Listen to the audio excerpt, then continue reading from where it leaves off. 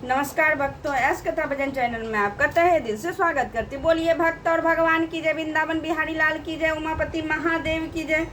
भक्तों, आज मैं आपको भक्त श्री नापाजी महाराज की कथा सुनाने जा रही हूँ।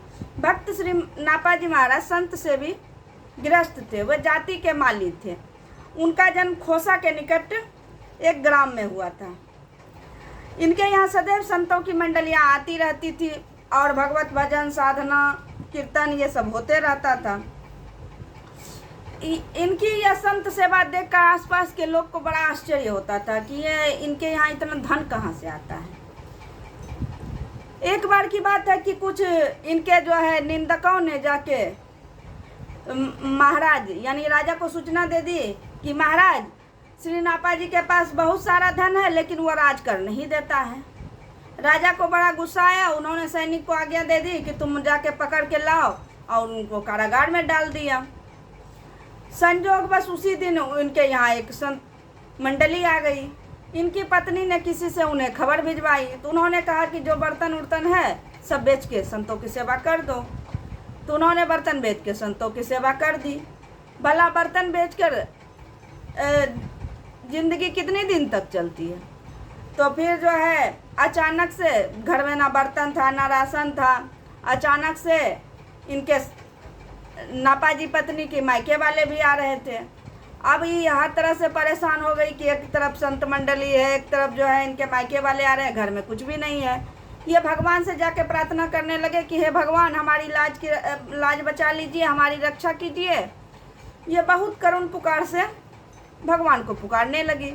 जब भगवान इनकी करुण पुकार सुने तो श्री नापाजी का रूप धर के आए और ढेर सारा राशन, पूरा घर राशन से भर दिया और बर्तन ला के रख दिए। वह उसी में किसी ने जाकर राजा को सूचना दी कि महाराज संत सेवा के लिए श्री नापाजी की पत्नी ने तो बर्तन उर्तन बेच दिया है। तो महाराज ने उनसे माफ़ी मांगा और उनको घर भेज दिया खोल के, और कारागार से घर भेज दिया। जब घर आए तो उन्होंने इतना राशन वती देखे तो पूछे कितना राशन सब कहाँ से आया। तो उन्होंने, उनकी पत्नी आश्चर्यचकित हो गए, बोले कल तो आप ही रखे गए थे। वो समझ गए कि ये सब भगवान का काम है। श्री नापाजी गृहस्थ थे। आजीवन अपने जीवन पालने के लिए खेती किया करते थे। इनका ज़्यादातर समय संत सेवा में ही बीतता था। एक दिन ये रात में खेतों की सिंचाई कर रहे थे, परंतु रात भर परिश्रम करने के बाद भी इनका खेत सूखा का सूखा रह गया। तो ये बहुत दुखी हुए।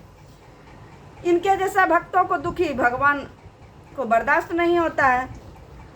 ये पुत्र का रूप धारण करके आए और बोले, पिताजी अब आप रात्रि में जो है खेतों का सिंचाई नहीं कीजिएगा, मैं दिन में सिंचाई कर लूँगा। यह कहकर ये चले गए कि आप निश्चिंत रहिए।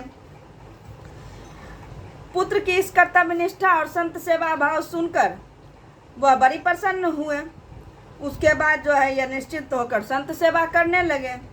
एक दिन इन्होंने देखा कि पुत्र घर पर सो रहा है। तो इन्होंने सोचा कि पुत्र थका होगा, खेती उती करता है। तो यह जो है खेती करने के लिए स्वयं चले गए। वहाँ पुत्र का भेष धारण करके भगवान इनके खेतों का देखभाल कर रहे थे। अब तो इनको समझ में आ गया कि पुत्र का भेष धारण करके स्वयं परमपिता परमेश्वर ही हमारी खेतों की देखभाली कर रहे हैं। ये जाके उनके हाथ पकड़ के बोले कि हे परमपिता, मैंने आपको पहचान लिया। ये तो भगवान बोले, पिताजी ये आप क्या कर रहे हैं। तो बोले, नहीं, हमने आपको पहचान लिया कि आप परमपिता ही हैं। तो भगवान को ऐसा जिद करने पे भगवान अपने स्वरूप में आ गए। तो उन्होंने पूछा, हे प्रभु ये आप क्या कर रहे हैं। तो उन्होंने कहा, भगवान ने कहा कि आपके जैसा निश्चल भक्त के लिए मेरा ये करना तो कुछ भी नहीं है। आपके ब्याज का ब्याज भी मैं नहीं चुका पा रहा हूँ। आप जिस कर्तव्य निष्ठा से हमारी सेवा और हमारे संतों की सेवा करते हैं तो इनके लिए तो यह कुछ भी नहीं है। एक बार श्री नापाजी बड़े उदार और महादानी संत थे।